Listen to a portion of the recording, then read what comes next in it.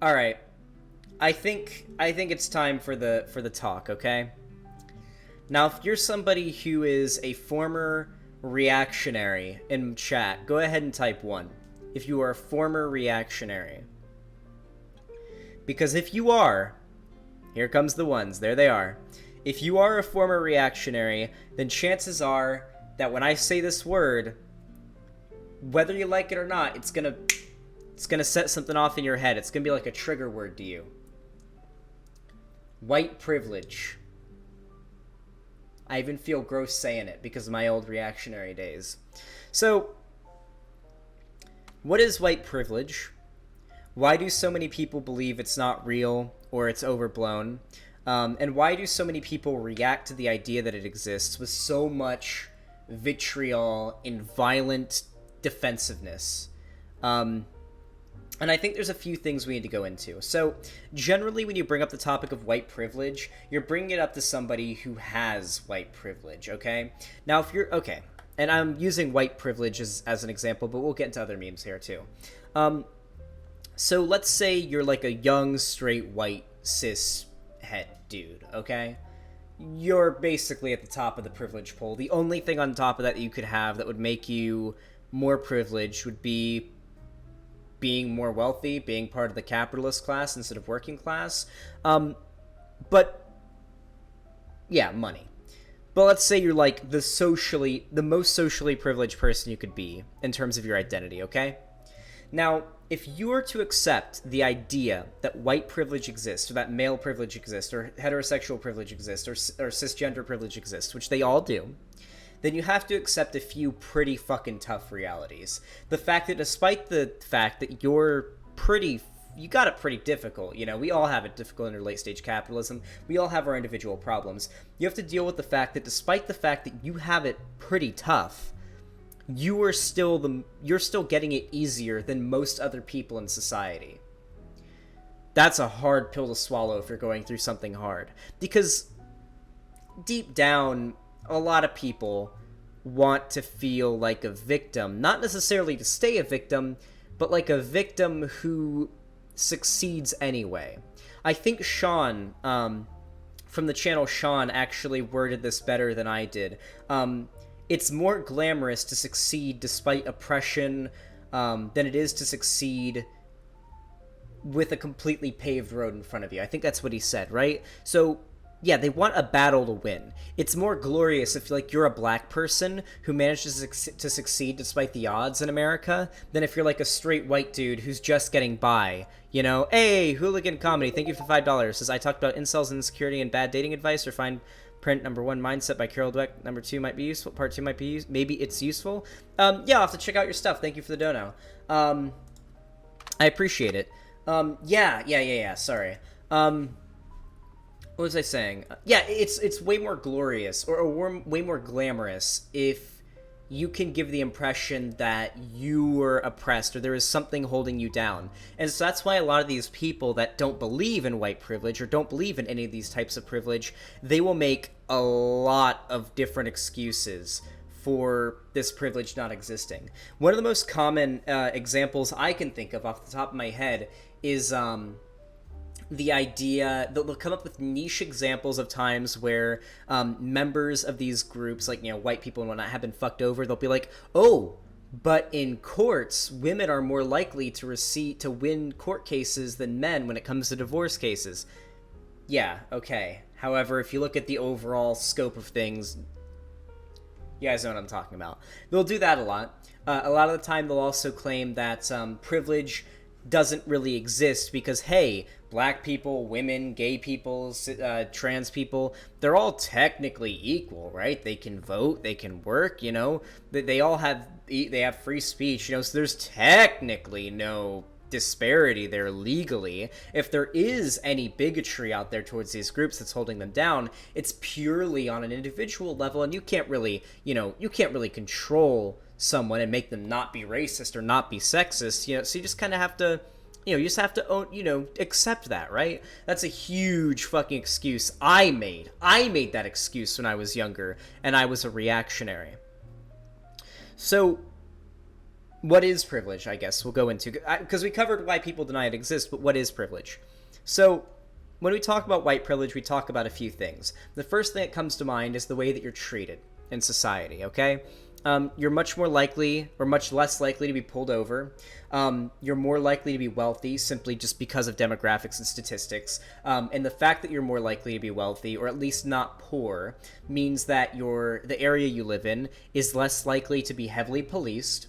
On top of that, you're less likely to be, apprehended by the cops in the first place. You are more likely to get an easier sentence in court for the same crime as a black person if you do get apprehended by the police, because going back to statistically having a higher income household growing up, you're more likely to be in a better neighborhood, which means you're more likely to get a better education, which means you're more likely to have a successful, financially stable future. You're less likely to be you're less likely to be the subject of racism, the victim of racism in any way. There's a lot, okay? There's a lot of ways that white privilege exists, okay? How about heterosexual privilege? Well, I mean, there's the fact that, your dating pool is pretty fucking big if you're heterosexual. Well, actually, I think bisexual and pansexual people would have the biggest dating pool, but let's just say you're going to be more societally accepted. There's still a lot of homophobia out there, okay? Listen, I know it seems like nowadays that, homophobia is basically a thing of the past. It's really not. There's a lot of goddamn homophobia out there. I see it everywhere. It's not as prevalent as it was maybe back in the 90s or before, but it's still out there. If you're a gay person, you gotta deal with some shit. Especially if you live with your family. You gotta worry about your parents and your family members disowning you. If you're coming out, your friends might disown you, depending on where you live and the kind of friends that you keep. I mean, it's tough to be gay. Now, God, and if you're trans, oh God, if you're fucking trans, holy shit, you're more likely to commit suicide. As a matter of fact, I would like to point out that was another excuse that a lot of that I and a lot of other young reactionary white dudes would come up with. Men overwhelmingly commit suicide more than women. That would be like, male privilege doesn't exist. We kill ourselves more because of depression. Yeah, that's a problem with toxic masculinity. That's something feminism talks about. Chill for a second. But yeah. God help you if you're trans. If you're cis privilege absolutely exists. If you're trans, I shouldn't even have to go over the amount of shit you have to go through if you're a trans person. Oh my God. Hey, quick question if you don't mind. Since colorism is a big thing, where do you think white passing people with minority backgrounds fit into the white privilege spectrum? Never can get a straight answer. Okay, Kathy Songbird, thank you for the $5. That's actually pretty interesting. I feel like some people who pass as white but have a non-white background do get a bit more shit than someone who just isn't non-white, right?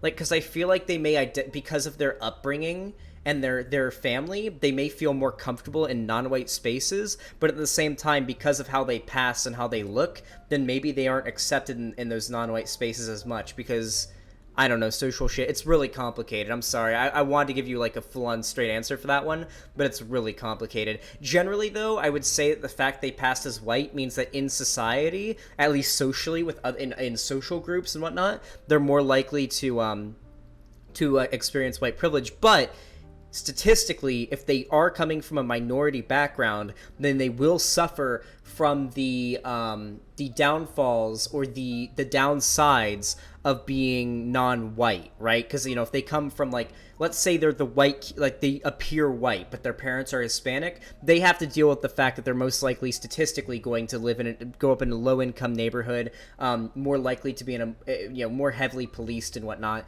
All the downsides of being, generational wealth, yeah, it's a big one, generational oppression.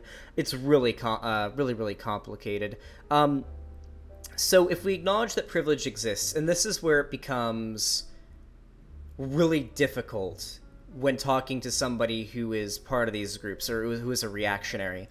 If we accept that privilege exists, what am I implicating that we do about it? What are you supposed to do about it if you have privilege and it exists, right? Well, there's a few things you can do. No one is saying, like, check your privilege, you should be ashamed of who you are. No one's claiming that. At least no one with any credibility, no one you should actually listen to. Don't be ashamed for who you are.